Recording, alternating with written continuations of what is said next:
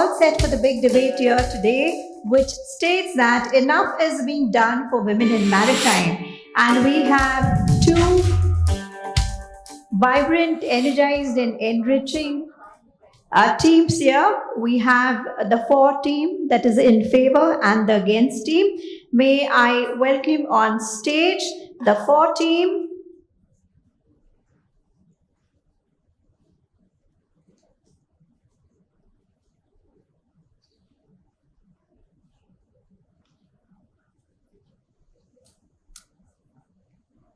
So may we have Captain Daniel Joseph joining us on stage, please?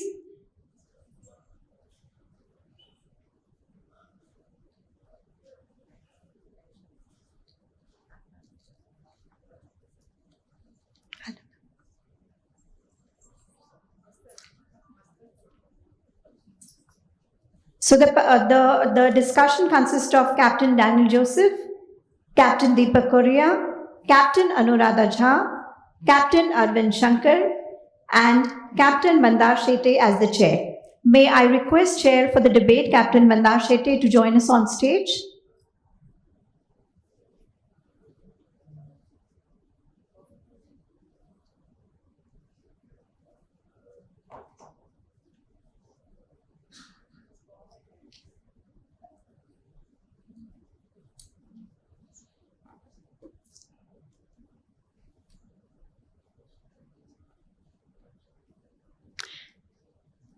So let us welcome Captain Mandar Shetty. He's got a big task ahead of him.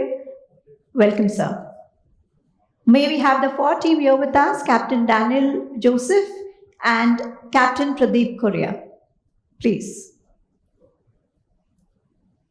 Captain Deepak Korea. I'm sorry, Captain Pradeep is... Apologies, sir. Captain Deepak Korea.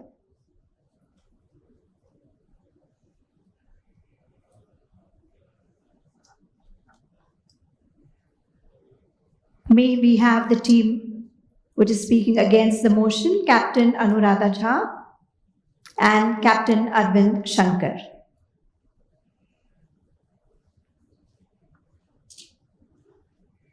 So our chair for today, Captain Mandar Shetty, is head of HSEQ, the Great Eastern Shipping Company Limited.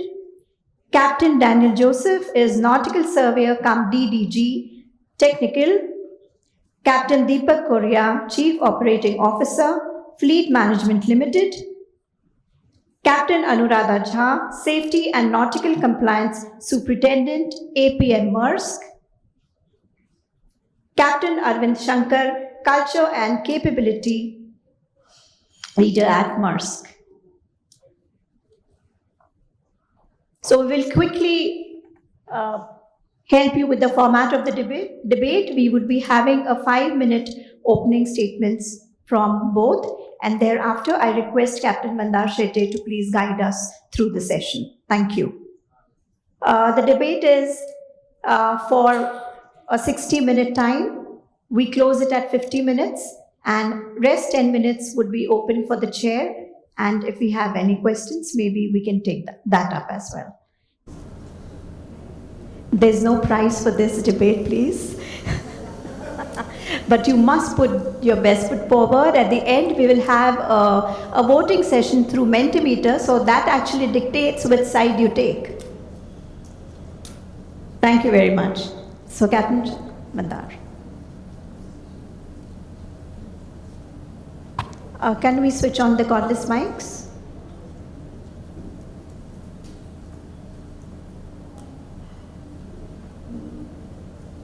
Yeah, it's working. Good afternoon, everyone.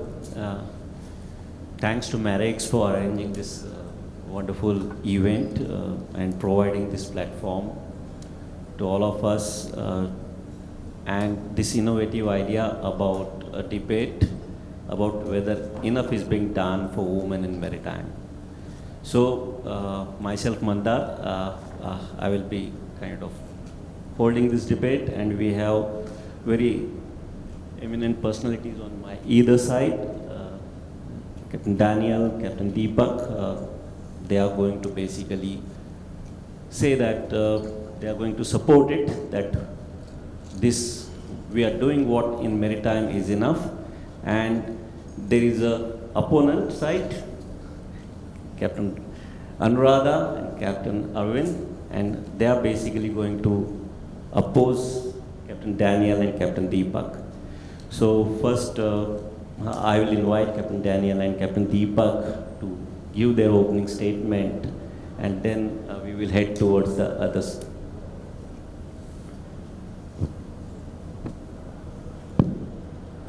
First of all, thank you to Captain Chadda, Marix Media for giving us this opportunity. At the same time, it's a tall task to say that enough is being done. So I looked up to God and I said, now what kind of inspiration can I get to speak on this, that enough is being done. But then I looked up the English language and it says, it doesn't say enough has not been done. It says enough is being done, so present continuous tense. So I'm grateful for that. And also, of course, I realized that we have the regulator with me, so that gives me some sort of comfort. And in the context of this topic that we are supposed to defend, I would say that there are three reasons why we feel enough is being done. And of course, one is the increased awareness and initiatives that exist. The second is the legislative measures that are there in place. And third, of course, is the opportunities, be it educational or whatever, that exists now more than ever. When I say increased awareness, of course, there has been significant awareness in terms of the need for gender diversity in a traditionally male-dominated industry like maritime, and we've seen Madam Joshi do the initiatives that she did in SCI. So big things done, I would say. Also, many government and non-governmental organizations have launched initiatives to encourage women to pursue careers in maritime, scholarships, mentorship programs. DG Shipping is doing so much. I will let Captain Daniel speak on that. Likewise, legislative measures. Today we have fairly robust laws to anti-discrimination laws, equal pay regulations. Let's accept the fact that though data does support the fact that there are still women who are not paid as equal to men, but the regulatory framework, the CBAs, do not discriminate. So we still have, unlike even in sports, we have discrimination, we have unequal pay. Until maybe 2007, even Wimbledon, I think, had non-equal pay to men and women players. So at least we don't have that on paper. We have policies which help work-life balance. We have, of course, initiatives which promote gender diversity. In terms of educational opportunities, women now have much more opportunities for education, and also again the regulators have also done a lot in terms of the scholarships which even our DG mentioned, particularly to attract women to this career. So with that, I will let Captain Daniel give his 2 bits. Thank you everyone. To start with, I should say, I always say Jai Hind. Now I should start saying Jai Mata Di. So let's start with the few facts, because opening sentence, I was reading through the topic. It was saying enough is being done for women in maritime sector. So then I was asking my colleague who was sitting besides me that this topic is world over or India. So it is left open. So moderator will further clarify what it is. So I will talk few from the world facts and few from the Indian context. From the world side, I was going through the BIMCO ICS report of 2021. The report says that women seafarers serving on ships is world over around 25,000 women seafarers. And from the earlier 2015 report, which was published by BIMCO, it is increased 45 5.8%. So that itself is a big jump. Second thing which I want to talk is regarding the IMO slogan, which is training, visibility and recognition. IMO has initiated a lot of steps, especially in line with the UN Sustainable Development Goal 5, which is regarding achieving gender equality and empowering all women and girls. If you can see from Indian context, this word MS Act has seamen. No? That word itself is now no more extinct. It is seafarers. That itself shows that we care for women. No? There is no more seamen. It is seafarers. STCW also says seafarers, and it is championed by the cause by MLC, where MLC gives a definition of a seafarer and it includes women. So casually I was discussing with Captain Chabra, and I was discussing, I said, why this debate is there? No? So they are equal. No? There should be no reservation, nothing from our side, because anyway they are going to win because they are much stronger than men. Thank you. Thanks, Captain Deepak and Captain Daniel.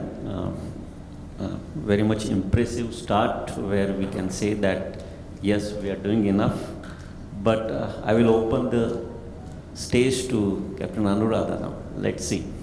And Arvind. Yeah, thank you, Session Chair. Good evening, ladies and gentlemen, guest of honors, our host Marex for having us, especially Captain Chadha. Thank you so much. Our nation is one that teems with talent and ambition. Women have always been at the center stage of some of the women, not all. Some of the women, for example, Falguni Nair has single-handedly built $1 billion brand like Nykaa. Survey data indicates that 13.5 billion businesses are registered under women entrepreneurship name. 20 to 25% of our industrial workforce comprises of women. Yet, we have denied our daughters, sisters, and women a fair opportunity to pursue a career in maritime. As I join you today in this debate, I stand as a custodian of progress. I'm entrusted with the duty that we chart a course for women for the future so that their entry into maritime is a sustainable one. Throughout today's conversations, we have spoken about awareness, reaching out to schools, reaching out to and creating awareness that there is an opportunity in maritime. We also need to dwell into what are we doing to retain them in this career. If you look at the data that we have as published by the Director General of Shipping, we had 5 master mariners in the 2022 report. Today our nation stands somewhere close to 1% women in maritime. And this was the same data that existed when I started in the maritime industry 18 years ago, where there was just 1% women participation in a batch of 218 cadets. Coming to today's debate, where I reason that we need to do more of this positive action, that yes, like Captain Deepak mentioned, it is occurring, but we need to continue this. Because our work right now merely scratches the top of a systemic barrier which exists in our society. A survey which I ran at our maritime school that I head, where we have a sizable number of women cadets, indicates that 40% of those students come from families that have annual income of less than 4 lakh Indian rupees. Gross income 4 lakh Indian rupees. The economically weaker section as defined by the government of India. Of course, they have some other, apart from gross income, there are some other parameters. It defines it at 8 lakhs. Does any maritime college have fees which is sustainable for this? So there itself lies the barrier. And of course, we have other societal barriers. In a family, a traditional family in rural India, and this is again coming from data. Data indicates that primary education in India, the participation of men and women are alike. But when it comes to higher education, there is a great amount of dropout in women participation. If you think deeper, just look around you. Early marriages, household responsibilities, and the concept that investing in a boy, if you have one boy, investing and you have a limited amount of resources, investing in that boy seems to them as the better option. And again, this is from research. This is not from me. There is research which was conducted in the state of Rajasthan, which clearly indicates that women education is linked to their marital outcome.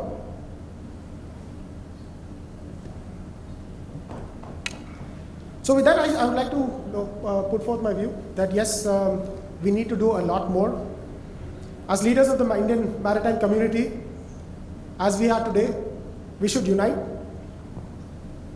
collectively and collaborate, and that's what we are not doing enough, if you ask me. We are doing a lot of work in silos.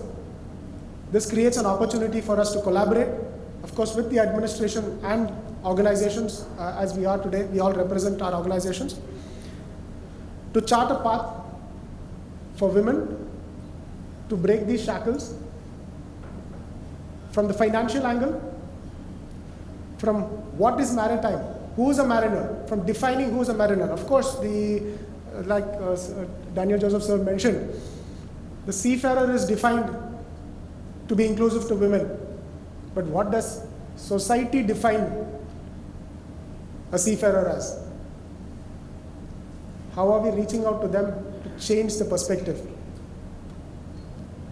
The aeronautic industry, as you all know, has really turned the tide in a very short amount of time. 38% of healthcare professionals in India are women. 30% of the labor which takes part in construction work are women. And in this 30% of construction workers, only 1.5 are actually related to anything technical. The rest of them are lifting load. So women have been ready to take up opportunities, whether in highly technical or in industries like maritime, where there is sufficient workload. So it's for us to continue this effort, think bigger, and also look at how we are not only going to attract but also retain this talent in an equitable manner, because it's not a one-size-fits-all solution for a seafarer who's a second mate going to a captain, a male seafarer and a female seafarer going through the 10 years till they take command. Right? Thank you so much, and I'll pass it to you. Thank you, Arvind. Respected dignitaries, guests, and friends. I'm sorry, but Arvind has taken his time. 5 minutes we have allotted. For each person? Yeah, no. Was it for two? One side. So anyway, now you will get the opportunity. It's not that. Yes, I'll throw my vision, no matter what. So just to be fair, no, they will get it. I know they have a lot of things to say, and it is going to be a difficult task for you to defend. So anyway, they will get the time. So, as Arvind mentioned, for them, enough is not being done, though in your initial statement you were very clear. So, what's your counter for it? I'll quickly give point by point explanation of what Captain Arvind was saying. One was he said about 4 lakhs research. Here some research he had quoted that 4 lakhs, below 4 lakhs, these people income is there, and some 8 lakhs he was quoting. But if you can see, the SW Directorate through Seafarers Welfare Fund Society, for the woman seafarer, 50,000 scholarship is given. Maritime Training Trust gives 1 lakh rupees. Further, there are now you can see everywhere banks are giving loans. I'm sure Amet, where Captain Arvind is coming, they have a dedicated cell where they have bank loans given to all seafarers and all budding seafarers. So this point of having this 4 lakhs barrier and fees barrier, I don't agree, because I myself have gone through this. We have taken loan and studied.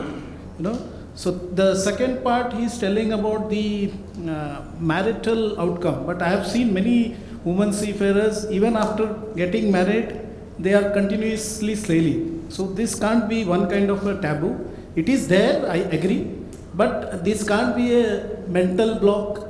And if there is a mental block, government is doing enough to promote this. As our DG had showed, so many programs are being done to create awareness. Local level also is being done.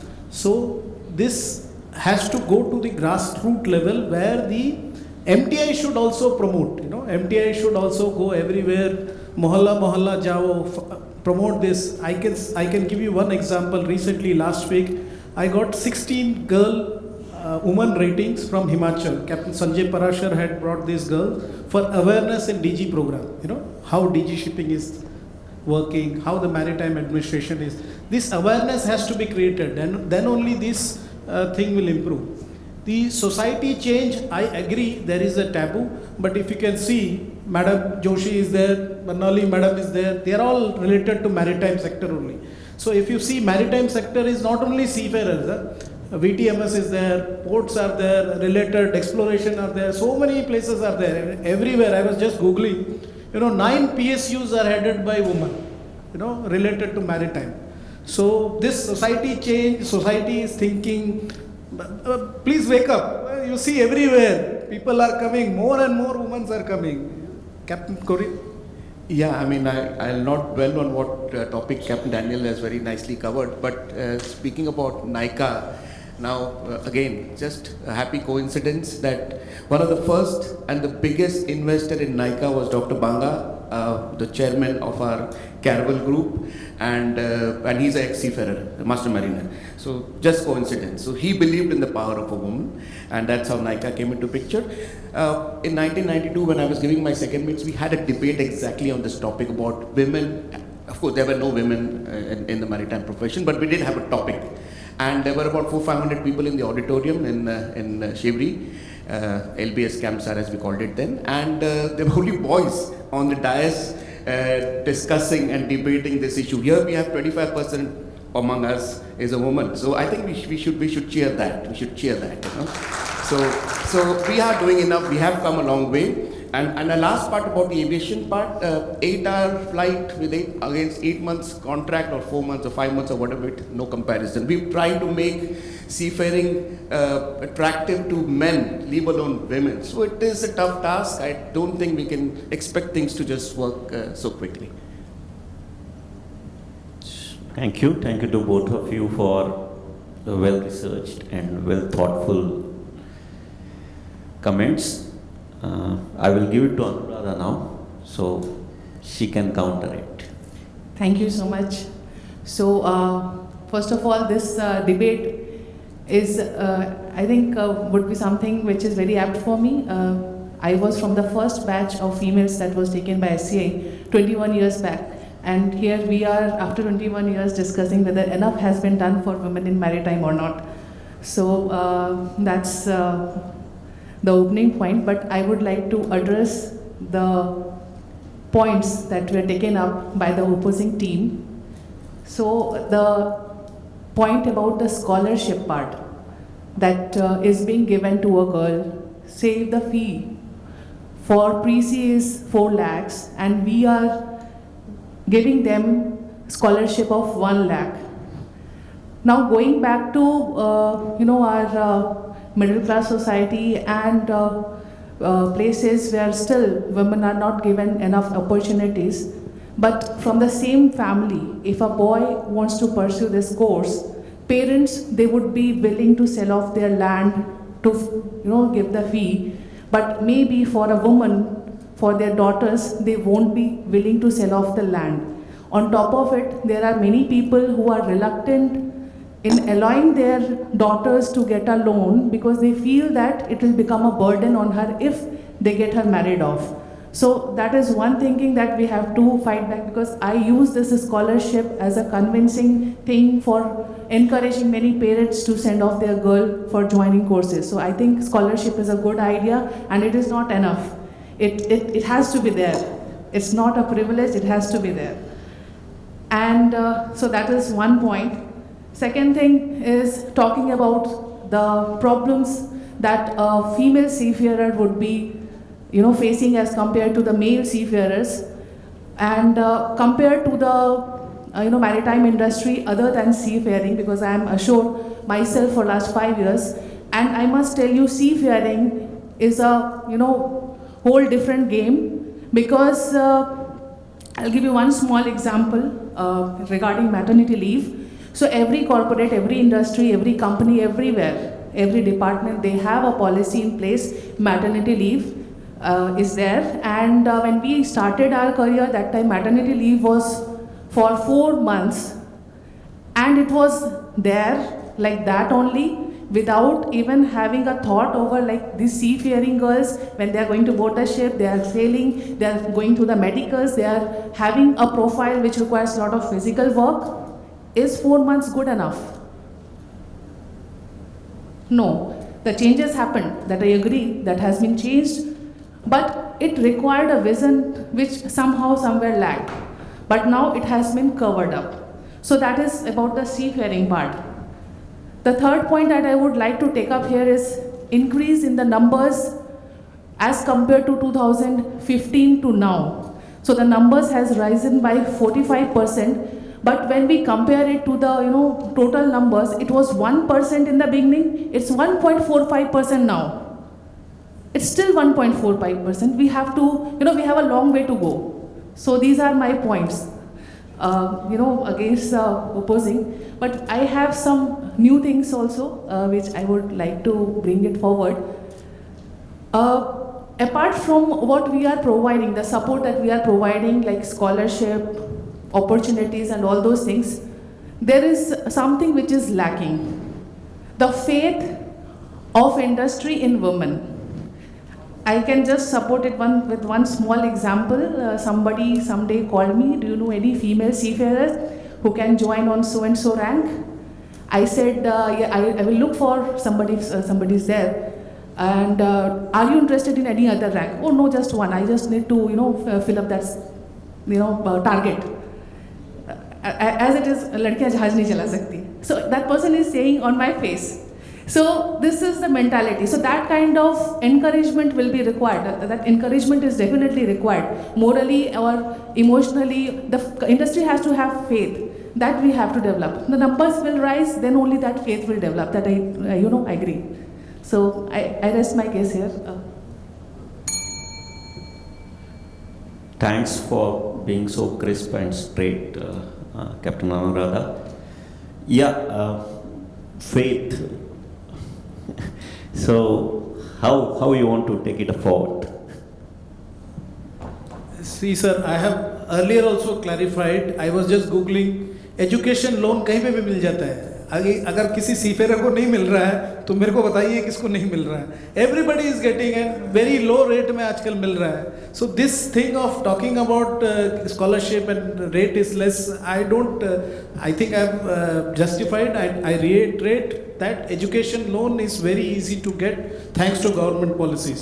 Other thing, as madam was telling about the taboo and what myth is there, it is there in every field. It is not there in only in maritime. It is there in every field.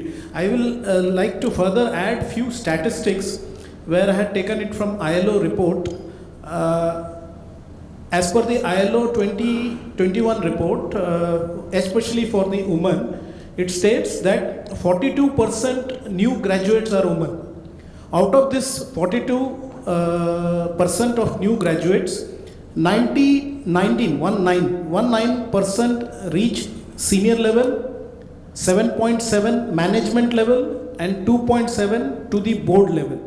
So this is a overall figure. It is not only for maritime. So comparatively, if you see, our maritime sector is much better, which is doing in all field related to maritime. The growth is there to see. What was in 2015 and 2024, it is a big difference. Regulatory part, there are few changes. Companies Act 2013 clause 49 was amended, and it has included that certain criteria is there. If a listed company is there, they should have one female director. This is government thrust. Then now every company are forced to have this one female director. Maternity Benefit Act 2017 was amended, and it included that maternity benefit, which was given earlier 12 weeks, is now increased to 26 weeks. Even the women who are adopting, they are getting 12 weeks leave. Then there is a World Bank report of 2017 where it says there is a gender gap in overall. It is not only in maritime field, and especially in the senior level, the gender gap is there. But if you see and compare the other sectors, the maritime sectors, lot is being done from the UN side because of the sustainable development goal, and you can see from the IMO side there are lot of initiative done, such as the Vista. I suppose Vista representatives are here already, and there are eight women in maritime associations have been established in Africa, Arab states, Asia, Caribbean, Latin America, Pacific. Out of 152 countries are participating and covering 490 participants. I can go on telling. There are, I just googled in IMO, there are some 60 places, 60 associations which are registered for women and encouraging women to come to this field. I leave 2 minutes to. Thank you. You've been so kind. But I'll just add on to the problems which Captain Anuradha highlighted are more societal problems, not only restricted to maritime, and also women. CBSE results, I think the ICSE results were out, or CBSE wasn't, and then we see that women year on year do far better. So they have more opportunities. So some of them will end up like Mrs. Joshi or Ma'am Barnali ma'am. So be it. They don't have to be coming out to see. As long as they're in the field, I think we're blessed. By the way, the leading Central Maritime University, Madam Malini Shankar is the Vice Chancellor. She is heading, and she is coming with national education in collaborative with the national education policy. She is promoting women in maritime sector.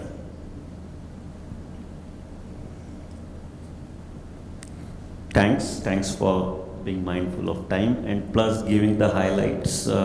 This is a good thing that Mrs. Malini Shankar, ma'am is taking care of introducing women into maritime sector through NEP.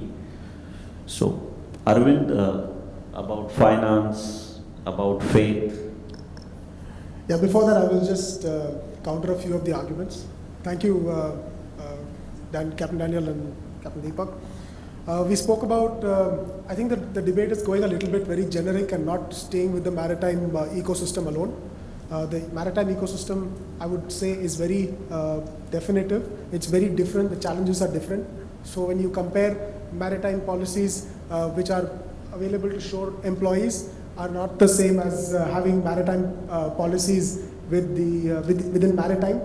I believe that this is a completely unexplored area and nobody has actually got a solution to this. I did my research yesterday and there is a policy in Denmark for this.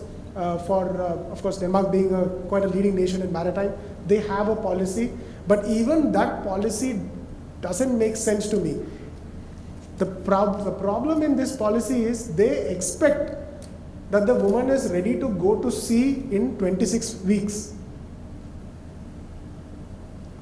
There is no talk of unpaid leave, there is no talk of a sea to shore program, there is no talk of what happens after 2 years. Do I get my same rank? Am I expected to remember everything that I did?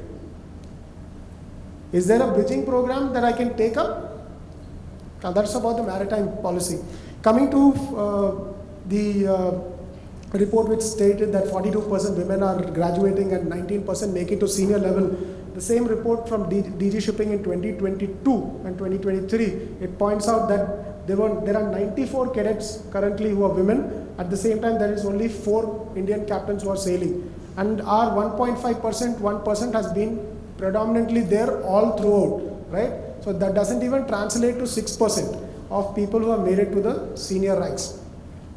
Of course, there are people like H.K. Joshi ma'am and of course Miss Malini Shankar, who have actually broken many barriers to get there. It was not an easy walk. It was not like they were, natural progression. They had to challenge. They had to challenge a lot more, and why this challenge? I'm saying, why do they have to, put themselves out there fighting a battle? Why is there no natural progression, right? Talking about, similar to the World Bank report, there was also a report, and I'm going to keep it to the Indian context. There was a clarification whether it's a world context. I'm talking from a very Indian context. The World Economic Report from 2023 puts India in the 127th place with points on closing the gender gap. According to this report, it's going to take 131 years to close the gender gap. And that is not even talking about 50% representation. This is not talking about 50% representation. Then just look back into our maritime, which has taken 20 years to go from 1% to 1.45%. When we will finish this? I don't have data on this. I've been looking at data. Nobody has been able to put this data through. I think it's also because in the past we haven't had so much solid data on how many women were there in maritime. Okay, I'll just throw a few questions at you so that we can take this debate. I love this, how this is shaping up, and we can take this. We spoke about, for example, Order 123 spoke about gender sensitization. You're asking seafarers to be gender sensitized. We are asking rather. And the problem is, our ecosystem at maritime schools, are they gender sensitized? Are they ready? CIPs, and we spoke about reservations. The Agniveer has 20% reservation for women. Why isn't there a reservation for women in maritime education? 20% of MTI should have facilities for women. Start with the facilities. Build facilities before you get people. Not because you're going to get people, you start building facilities. Maternity policies, bank loans, not as easy, because especially since I work with students, I've had people, very promising students finding it very difficult to get bank loans. Policies from corporates for sea to shore programs. Last year, very heartwarming to note that shipping loan subsidies were being issued when gender KPIs were being met. Why not the administration give subsidies to ship owners for KPIs, gender KPIs? Awareness, biggest challenge. We need to work in this together. This is going to be, we have to reach far corners. Of course, we have leaders from, the women empowerment wings of the government who can participate. Yeah, good point about the training institute and having that infrastructure ready and having reservations defined by government or the regulatory part. Any comment from Captain Deepak about the training and the regulatory part from Captain Daniel? Yeah, before we decide on reservations and all, because reservation is a big word, loaded word in India. So I think let's see if our ships are equipped to house women in the manner that they should. Is the accommodation and the facilities support that? And that can't just happen just like that, because ships have been built 15 years back, 10 years back. So we can't match figures so fast even if we want to. On a small little chemical tanker, with hardly an accommodation, how are we going to create that environment? So before we actually try to flood the market and then, leave the women to fend for themselves, the lady cadets or whatever, I think we should be a little practical. Let's not try to match figures. Let's not try to be over ambitious. Yes, we want more women. At any level, it doesn't matter they're on the ships, doesn't matter if they do a contract or two and then settle ashore, doesn't matter how, but they should be there in our lives, in our maritime lives. But let's not try to match up in the manner that people are trying to. I think we are doing a great disservice. There's quality also to be kept in mind, because I know of some institutions who are just hiring because the DEI booklet says so, or their top management gives them a mandate, yes, that should be done, but are we prepared? Would these women taken in a hurry, with shortcuts, come out as competent people? Or would they get blocked in the system because they can't create the examination? So I agree that we should do more, but in a measured manner. That's the take that I would want to. By the way, Arvind, I think you are on the wrong side. You should be here, because if you see, Maersk has been doing so much for women empowerment through their programs, and as DG sir had shown his slide where T.S. Rahman, where Maersk has sponsored 40 seafarers and many have already boarded. So you telling from the other side, it is not, I'm not able to digest. No, you know what the associations and everybody is promoting gender equality.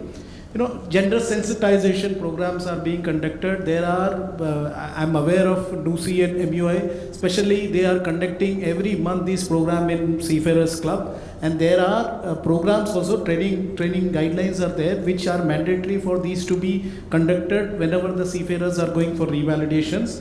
Then, regarding the reservations, as Captain Korea has rightly said, it is a very touchy subject. As I said in my beginning introduction speech only, they are, I consider them much more superior than us.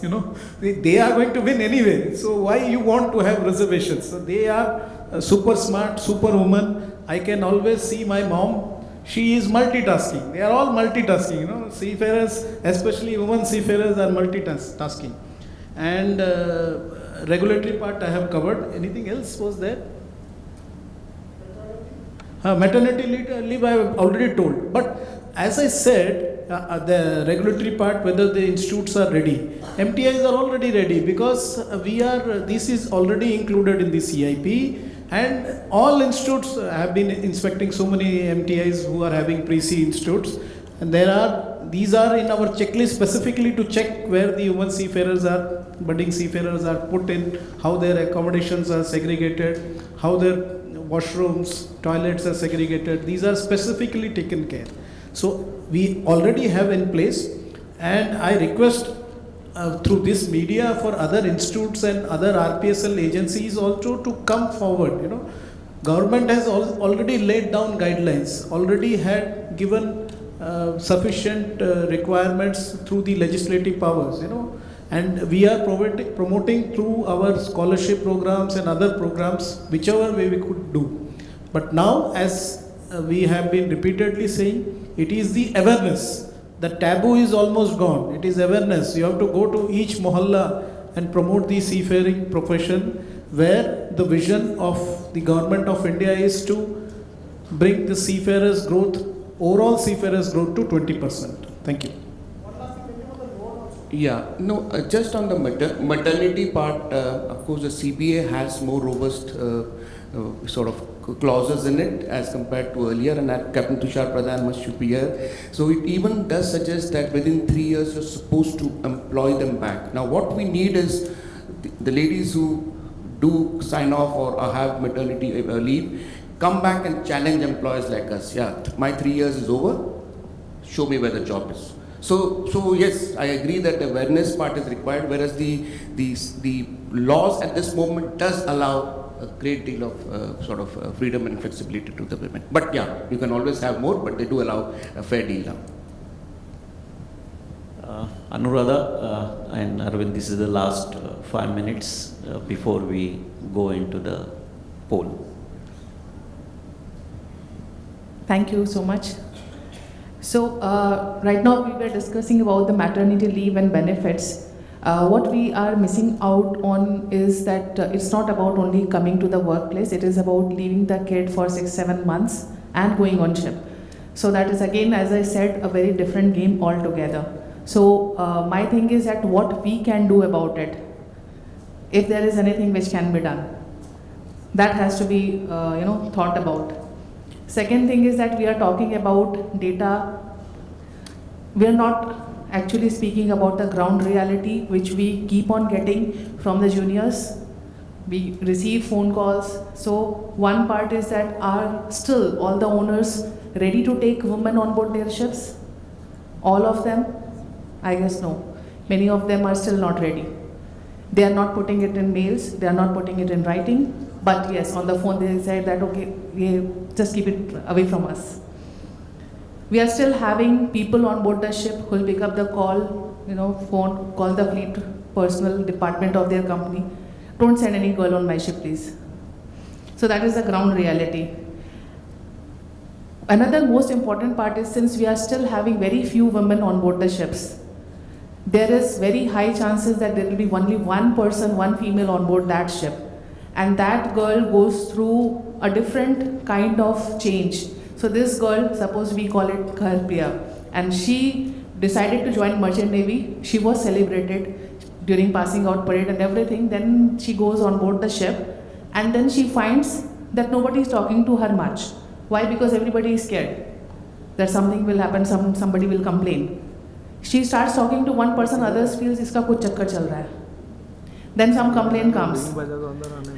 And then, she has been asked by the senior management of the ship to stay away from everybody, to safeguard herself from everybody. Now imagine 7 months, she has to go work, come back to her room. Her physical abilities, or we can say it is being judged that she cannot do stations, she cannot go on deck, she cannot do hard work. So she has been given only paperwork. 6 months passes, and then the same set of people say, काम कुछ नहीं करती है ये. And now when she comes down, gives her exam, goes back as an officer, again the same cycle goes on. So the full set, how do we ensure that onboard training is done for them? So that is another challenge.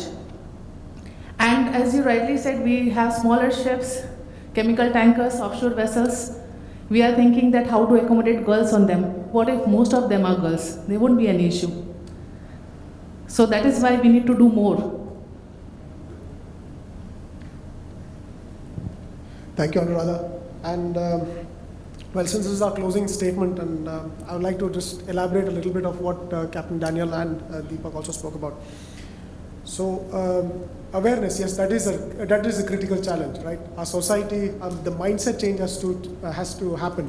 When I talk to my students on campus, when I talk to the women students, especially on campus, they tell me the primary barrier is to convince their family, then their village, and then the burden that they were the first woman from that village to ever enter this career rests on their shoulders. So what is going to encourage creating this awareness? MTI is going door to door. Why would an MTI go door to door? If they have to fill seats. How are they going to fill seats?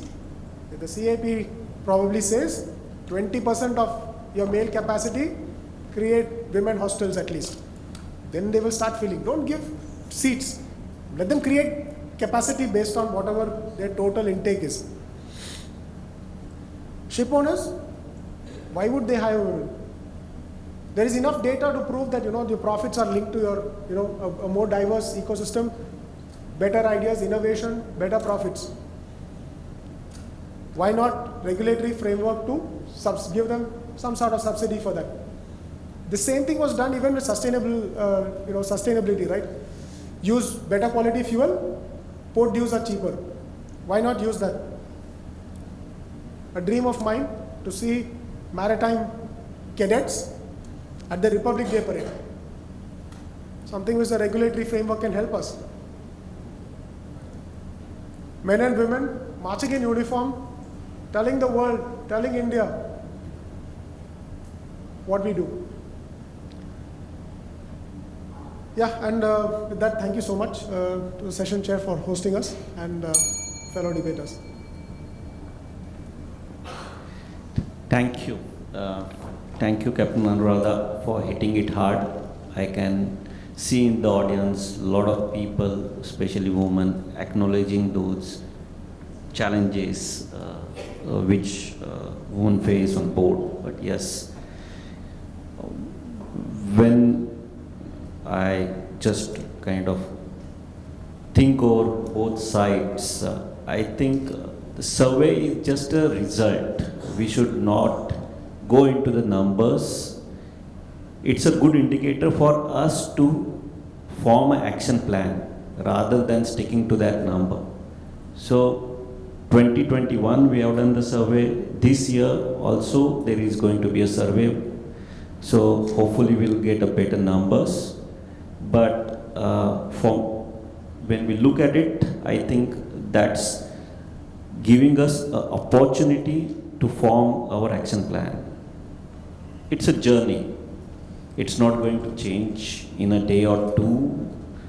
What I see that the consistent effort and continuous act from the regulator side, from shipping management side is required to increase these numbers to make it more sustainable. The whole idea of this came from the UN.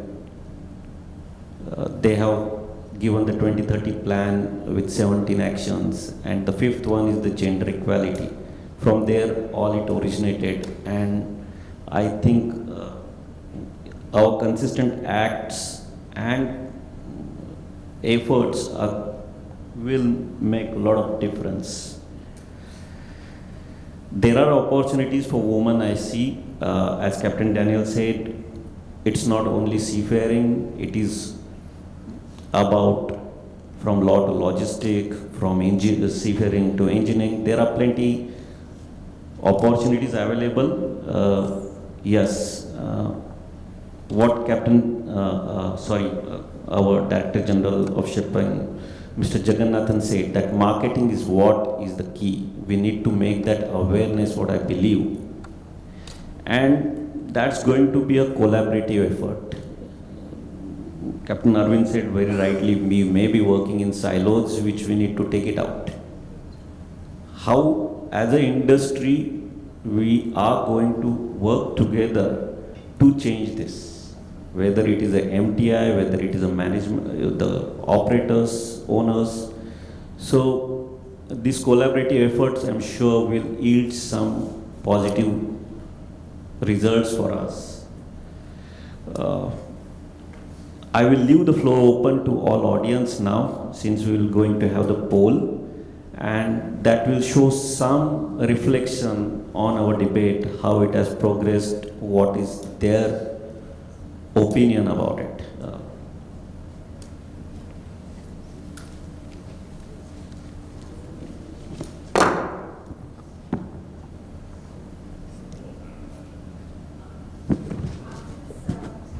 I think this is not working.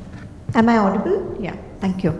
So after this wonderful debate here, it's time for voting right now. So let us see which side are you. So may I request our team to put up the Mentimeter scan code on the screen, and requesting all the audience here to scan the code, and you will have a question there. You just have to vote yes or no. We will show you the results in a while.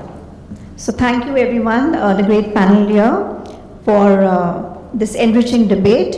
I request Captain Kamal Chadha to please come up on stage and felicitate our panel here.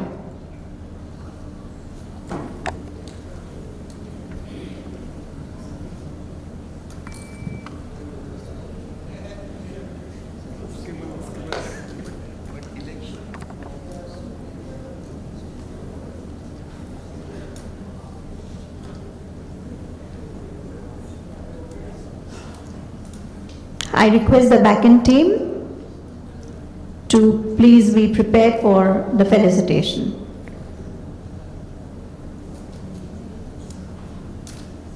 Yeah, I have to.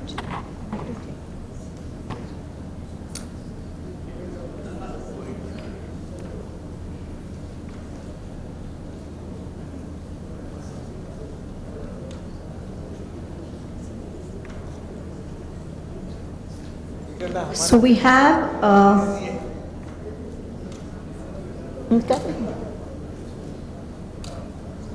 so in order, we have our chair, Captain Mandar Shetty. Thank you, sir, for chairing the session.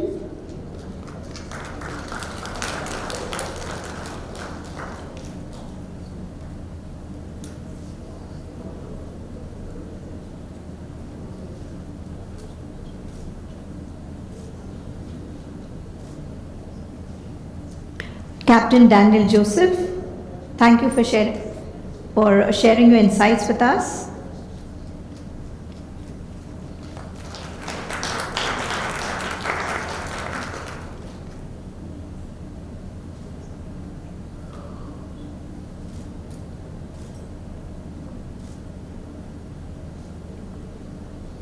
Captain Deepak Korea, thank you, sir, for sharing your insights with us.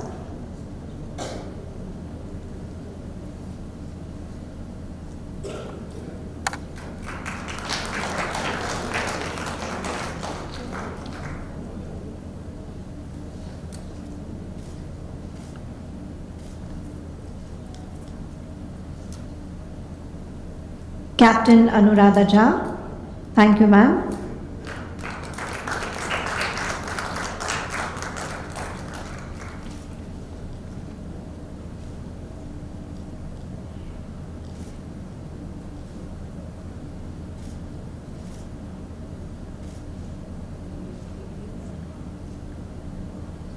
Captain Arvind Shankar, thank you, sir.